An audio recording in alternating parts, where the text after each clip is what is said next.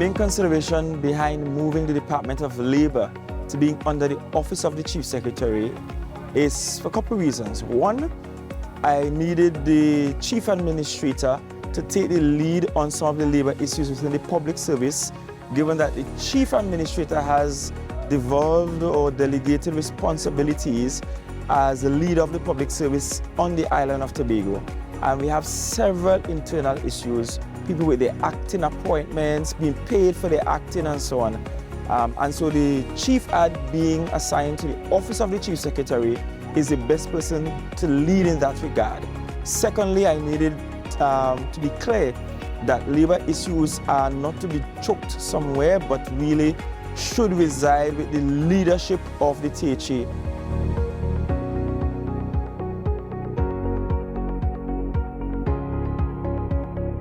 We have made quite a bit of progress. In the first instance, we have been able to get a legal opinion that has indicated that all acting must be paid. In other words, if you are acting within the system, you should be paid your salary commensurate with that acting position. We have several workers within the THA who are acting but being paid at the substantive for years. So that issue was resolved over the last 6 months. Secondly, over the last 6 months, we have been able to look at some of the lowest paid officers within the THA and have increased their salaries.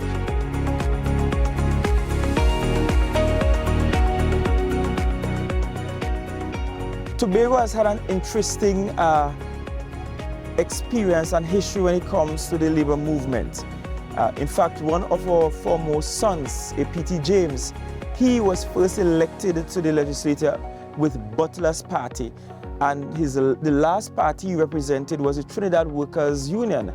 And he, just like the current Deputy Chief Secretary of the Tobago House of Assembly, was a union leader and a politician in this space and led the island for many years. And so from our lived experience, we should understand that there has always been an intertwine between the political leadership and labor leadership within the island and for the island. The struggle that the workers have experienced 10 years ago, we still live with them today. But that does not mean that we have to live with them for another decade.